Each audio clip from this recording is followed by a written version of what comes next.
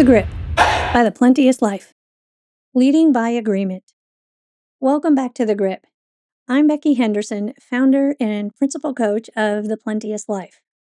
How would you like to increase the productivity of your business and workability of your team while simultaneously minimizing frustration and friction in the process?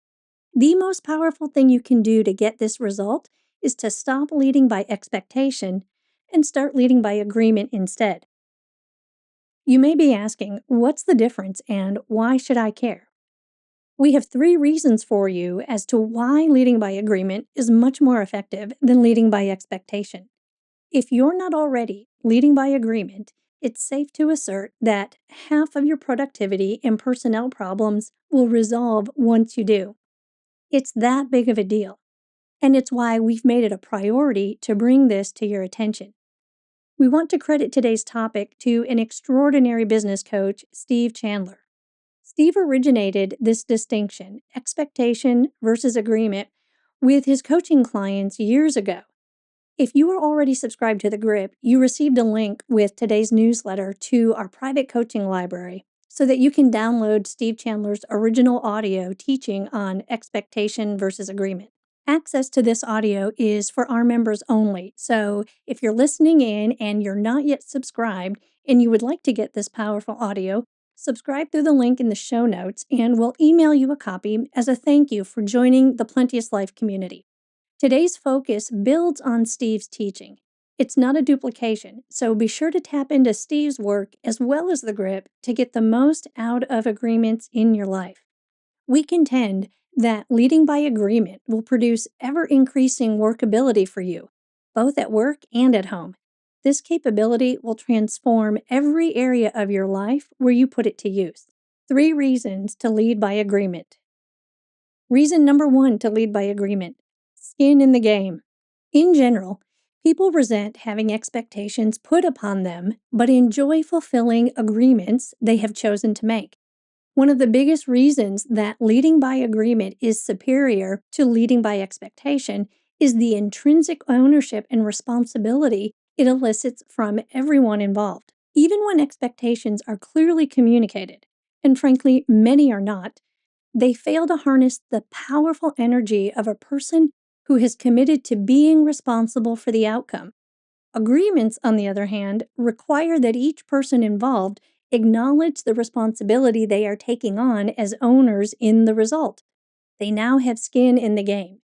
You personally will always produce greater results when you see yourself as owning the outcome. The same is true for each member of your team. Reason number 2 to lead by agreement: innovation and collaboration. High-performing teams excel when the creativity of team members is utilized.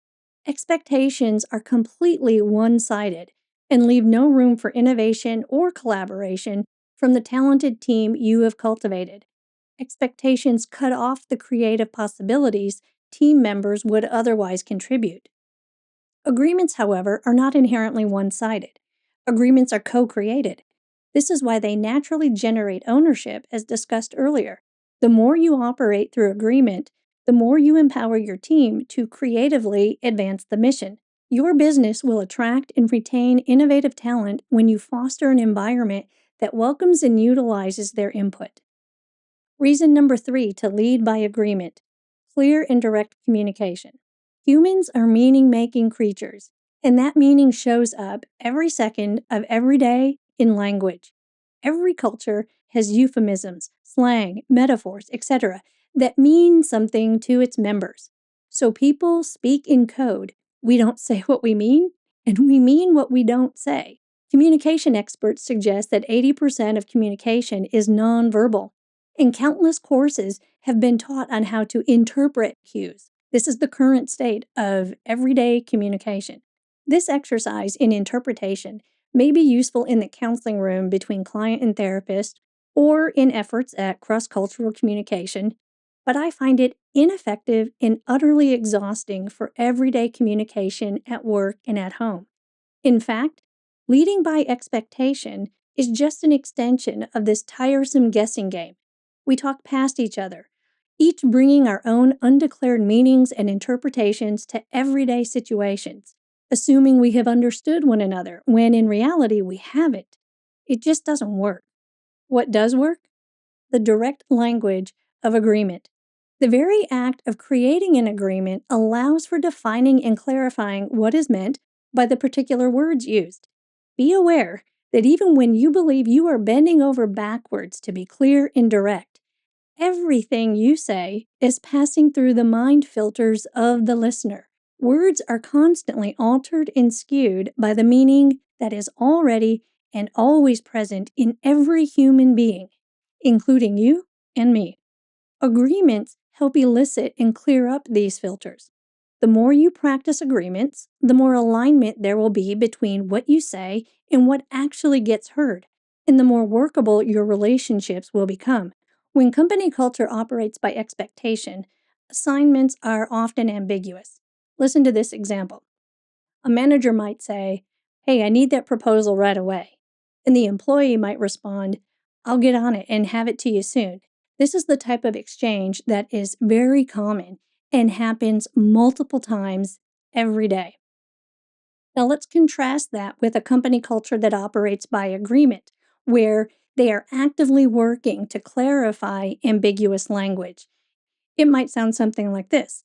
A manager would say, "Hey, I'd like to make an agreement with you for finalizing the proposal.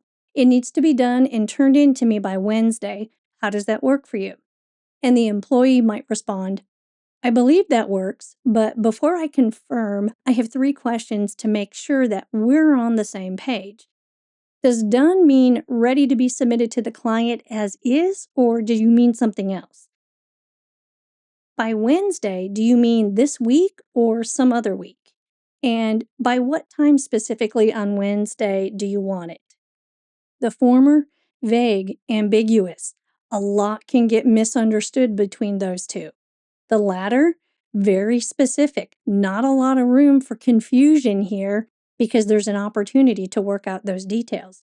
So, what I would like you to take away from this is to understand that an agreement empowers people to be responsible for the quality of their communication.